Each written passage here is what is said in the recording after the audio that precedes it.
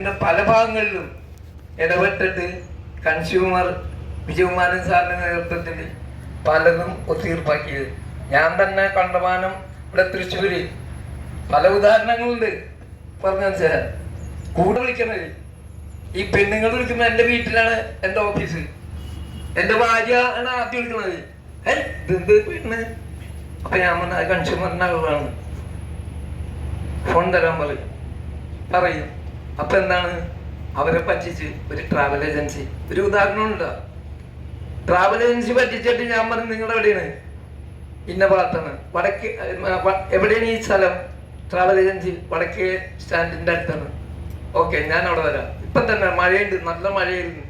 മഴയത്ത് വന്നപ്പോൾ ആ പെണ്ണു അവിടെ വന്ന് ട്രാവൽ ഏജൻസിയിൽ പോയി ചെന്ന് പറഞ്ഞപ്പോൾ അവിടെ ഒരു പെണ്ണായിരിക്കണം ഫ്രണ്ടിൽ തന്നെ. ഡയറക്ടർ അതിൻ്റെ ഉള്ളിലുണ്ട്, ചില്ലിൽ കൂടി കാണാം, പക്ഷെ നമുക്ക് കാണാൻ പറ്റൂല. അപ്പൊ ഇവിടെ സാറില്ല. ഈ പെണ്ണിനെ 6 മാസമായിട്ട് ഒരു ചിറ്റ് ചെയ്യണം. എന്താണ് കാരണം? ഇവരുടെ അച്ഛൻ പറഞ്ഞ് വയസ്സായിരിക്കണം, അച്ഛനും അമ്മയും വിദ്യാഭ്യാസമുള്ളവരാ പറഞ്ഞ് മോള് ടൂർ പോയിക്കോ. ഗ്രൂപ്പ് ടൂർ ഈ പേപ്പറിൽ കാണുമല്ല. അങ്ങനെ നേപ്പാളിലേക്കാണ് പോണത്. നേപ്പാളിൽ അന്ന് ഒരു ഭൂമി ഒരുക്കം വന്ന് ട്രാവൽ ഏജൻസി പറഞ്ഞ് നേപ്പാളിൽ ഭൂമി ഒരുക്കം വന്നാണ് ഞങ്ങൾ കൊണ്ടുപോകും. അപ്പൊ എന്റെ കാശ് മടക്കി തന്നെ. അതാണ് മര്യാദ, കാശ് മടക്കി കൊടുക്കുന്നത്. അത് കഴിഞ്ഞിട്ട് അവർ വിളിച്ചിട്ട് പറഞ്ഞ് കാശ്മീരിലേക്ക് കൊണ്ടുപോവാ. അപ്പൊ ഇവര് കാശ്മീർ കണ്ടാണ് എനിക്ക് എന്റെ കാശ് തന്നാല് 6 മാസം നടത്തി. അങ്ങനെ ഞാൻ ചെന്ന് ഡയറക്ടറെ കണ്ടില്ല. ഡയറക്ടർ എവിടെയെന്ന് ചോദിച്ചു. അപ്പൊ നിങ്ങൾ രാഷ്ട്രീയ നേതാവാണെന്ന് ചോദിച്ചു. ഞാൻ സാമൂഹ്യ പ്രവർത്തകനാണ്, എല്ലാ രാഷ്ട്രീയക്കാരും എനിക്കറിയാം. അങ്ങനെ ഞാൻ എന്ത് ചെയ്ത് അതിലിടപെട്ടിട്ട് അയാൾ വിളിച്ച്, ഈ ഡയറക്ടർ എന്നെ വിളിച്ച് എൻ്റെ വീട്ടിലേക്ക് വിളിച്ചിട്ട് പറഞ്ഞു സാറേ അത് അവര് നേപ്പാളിൽ ഞാൻ പറഞ്ഞ അതൊന്നും പറയുന്നത് അവരുടെ കാശ് മടക്കി കൊടുക്കണം. വിത്തിൻ 7 days നിങ്ങൾ കൊടുത്തില്ലെങ്കിൽ ഞങ്ങള് കൺസ്യൂമർ കോടതി ഉണ്ട്, കോടതിയിൽ രജിസ്റ്റർ ചെയ്യുമെന്ന് പറഞ്ഞു, നിങ്ങളുടെ സ്ഥാപനം പൂട്ടുമെന്ന് പറഞ്ഞു. അയാൾ പറഞ്ഞു സാറ് രാഷ്ട്രീയ നേതാവാണെന്ന് തോന്നുന്നു, സംസാരിക്കേണ്ടിട്ട്. ഞാൻ രാഷ്ട്രീയമൊന്നുമില്ല, എല്ലാ രാഷ്ട്രീയ പാർട്ടികളും എൻ്റെ ഫ്രണ്ട്സാണ്. പറഞ്ഞു നിങ്ങൾ ഈ പൈസ അവർക്ക് മടക്കി കൊടുക്കണം. അത് കുറെ ബുദ്ധിമുട്ടുണ്ട്, സർവീസ് ചാർജൊക്കെ വരും. നിങ്ങൾ സർവീസ് ചാർജ് എടുത്തോ, അത് കഴിഞ്ഞിട്ട് കൊടുത്തോ ബാക്കിയുള്ളത്. 8000 രൂപ മേടിച്ചത്. ഒരു പാവപ്പെട്ടവന് വളരെ ദുരിതമായിട്ട് അനുഭവിച്ച് ജീവിക്കുന്നവരാണ്. അച്ഛനമ്മയെ നോക്കാൻ പെണ്ണ് അനിയത്തി വന്നപ്പോൾ ഒരു ഗ്യാപ്പ് കൊടുത്താണ്. അച്ഛൻ പറഞ്ഞു മോള് പോയിക്കോ, പഠിപ്പുണ്ട് എന്നാ ജോലിയൊന്നുമില്ല. അങ്ങനെയാണ് പോണത്. നോക്കിയ ബാക്കി കാശ് ഇയാള് എന്നെ വിളിച്ചിട്ട്, ഈ ഡയറക്ടർ വിളിച്ചിട്ട് വന്ന് അത് ആ പെണ്ണിനോടൊന്ന് വരാൻ പറഞ്ഞു. അങ്ങനെ ഞാൻ വിളിച്ചു പറഞ്ഞു ചെന്നോ കാശ് തരും. അപ്പൊ എന്താണ് ചെക്ക് കൊടുത്തത്. ചെക്ക് കൊടുത്തിട്ട് ഇത്രാം തീയതി നിങ്ങൾ ബാങ്കിൽ പോയി വാങ്ങിച്ചു വന്നു. ആ തീയതിയുടെ തലേ ദിവസം പിന്നെ എന്നെ വിളിച്ചു സാറേ ഫണ്ടിൽ കാശില്ല, കാര്യം ചെയ്യണം, ആ പെണ്ണിനോട് നാളെ വരാൻ പറയണം, കാശായിട്ട് കൊടുക്കാമെന്നു. ശരി, പെണ്ണിനോട് നാളെ പോയാൽ കാശ് മതി, എനിക്ക് കാശ് തരും. അങ്ങനെ കാശ് മേടിച്ചു കൊടുത്തു. ഇനി അടുത്ത കേസ് നോക്ക്, വേറൊരു കേസ്. അതെന്താണ്? ഈ ഇരട്ടിക്കണ പരിപാടിയാണ്. ഒരു കമ്പനി 5000 രൂപ കൊടുത്തല്ല, അടുത്ത കൊല്ലം 10000 രൂപ, പിന്നത്തെ കൊല്ലം 15000 രൂപ. അപ്പൊ ഒരു കൊല്ലത്തേക്ക് ഇയാള് അതിൽ ഇടപെട്ട് എന്നെ വിളിച്ച്, ആ വ്യക്തി എന്നെ വിളിച്ചിട്ട് പറഞ്ഞ് നിങ്ങളൊരു കംപ്ലൈന്റ് എഴുതുക, അല്ലെങ്കിൽ പറഞ്ഞാലും ഞാൻ എഴുതിയെടുക്കാം. കംപ്ലൈന്റ് പറഞ്ഞ് ഞാൻ അങ്ങോട്ട് വിളിച്ച് അവരോട് ചോദിച്ച് എന്താണ് സംഭവം. പറഞ്ഞ നിങ്ങൾ ഈ ആൾക്ക് എന്താ കാശ് കൊടുക്കാത്തത്? അല്ല, അത് ഇരട്ടിക്കണ കമ്പനിയാണ്, അത് അമേരിക്കയിലാണ് ഇതിന്റെ ഹെഡ് ഓഫീസ്.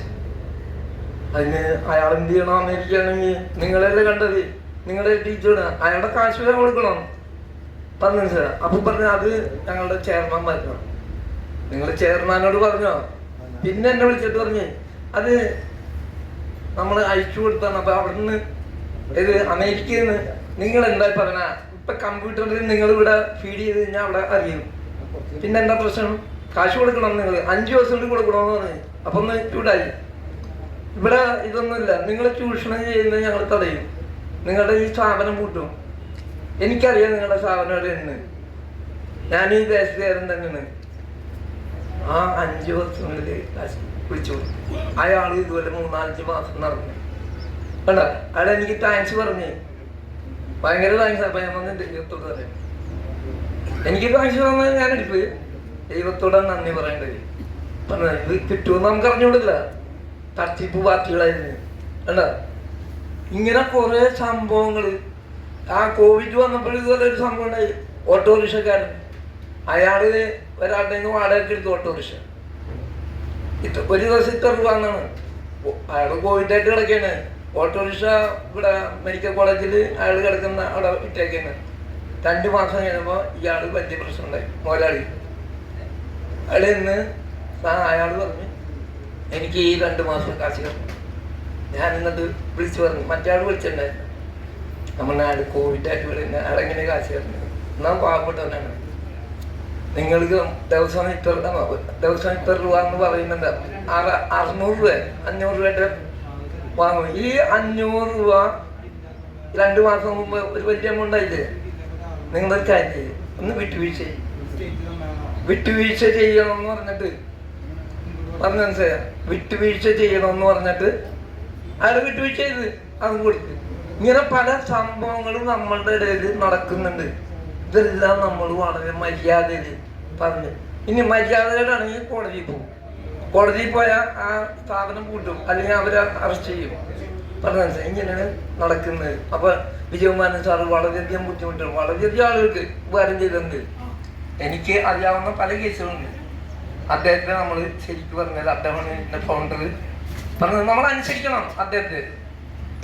ഞാനൊരു ചീഫ് എഞ്ചിനീയർ ആയിരുന്നു. പറഞ്ഞത് അവിടെ ചീഫ് എഞ്ചിനീയർ, ഇവിടെ വിജയകുമാരൻ നായരുടെ കീഴിൽ ഞാൻ വർക്ക് ചെയ്യുന്നതിന് ശരിക്കും പറഞ്ഞത് സേവനമാണ്. ഇത് ഒന്നും കിട്ടാനില്ല. നമുക്ക് നമ്മൾ കയ്യിൽ നിന്ന് പോവുള്ളൂ. പറഞ്ഞത് ഇപ്പം ഇതിന് തന്നെ സെക്രട്ടറി ഒന്നുമില്ല, പ്രസിഡന്റ് ഇല്ല. ഞാൻ തന്നെ കാശ് മുടക്കണം. ഞാൻ ഇപ്പം ഇതുവരെ ഇനി അവരുടെ ഫണ്ടിൽ നിന്ന് ചോദിക്കും. തന്നില്ലെങ്കിൽ അത് അല്ലാണ്ടില്ല എന്ന് പറയും. പറഞ്ഞത് അല്ലാണ്ട് ചെയ്യും. പറഞ്ഞു മനസ്സിലാവും. അപ്പം ഇങ്ങനെയുള്ള സമ്മേളനങ്ങൾ നടത്തണമെങ്കിൽ കാശ് വേണം. നമ്മൾ ആദ്യം 5 പൈസ ഇരിക്കില്ല. ഇവിടെ പുതിയ കാര്യം ചെയ്യുന്നവർ ഒരു 2000 രൂപ കൊടുക്കും. അതാണ് നമ്മൾ ഇത് കുറച്ച് എന്താണ് ഐഡൻറ്റിറ്റിയൊക്കെ കൊടുക്കും. ഓട്ടോറിക്ഷക്ക് അങ്ങോട്ടും ഇങ്ങോട്ടും ഒരു ദിവസം പോകുമ്പോൾ തന്നെ 100 ആകും. എൻ്റെ വീട്ടിൽ നിന്ന് ഇവിടെ വരണമെങ്കിൽ 60-80 രൂപ മേടിക്കും ഓട്ടോറിക്ഷക്കാർ. പറഞ്ഞിട്ടുണ്ട്. അപ്പോൾ അങ്ങോട്ട് പോകുമ്പോഴാണ് അത് തീർന്ന്, ആ കാശ് തീർന്ന്. ഇങ്ങനെയാണ് CFKയുടെ. അപ്പം നമ്മൾ സംശയിക്കേണ്ട കാര്യമില്ല. ആരും ഇവിടെ സമ്പാദിക്കാൻ വരേണ്ട കാര്യമില്ല. അങ്ങനെയുള്ള തട്ടിപ്പറി ഒന്നുമില്ല. സേവനമാണ്, ശരിയാക്കിയവർ സേവനമാണ്.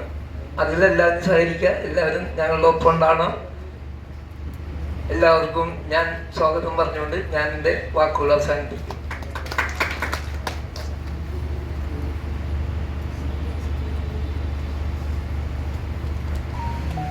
പ്രസംഗത്തിനായി ബഹുമാന്യനായ സ്റ്റേറ്റ് സെക്രട്ടറി നമ്മുടെ സെക്രട്ടറിയ പള്ളിക്കണ്ടിയെ നേതൃത്വം.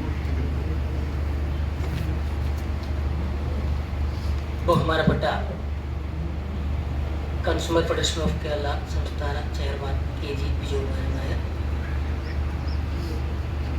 വർക്കിംഗ് ചെയർമാൻ, ഈ ചടങ്ങിൻ്റെ അധ്യക്ഷനുമായ സെക്രട്ടറി സീവർ, സംഘടനയുടെ സംസ്ഥാന ട്രഷറർ N. ഗോപാലകൃഷ്ണൻ, ഈ ചടങ്ങിനിവിടെ വീക്ഷിച്ച CFKയുടെ സംസ്ഥാന വൈസ് ചെയർമാനും FOT മുഹമ്മദ് ഹാജി, പ്രിയപ്പെട്ട എറണാകുളം ജില്ലാ പ്രസിഡന്റ് ബേബി, സംസ്ഥാന സെക്രട്ടറി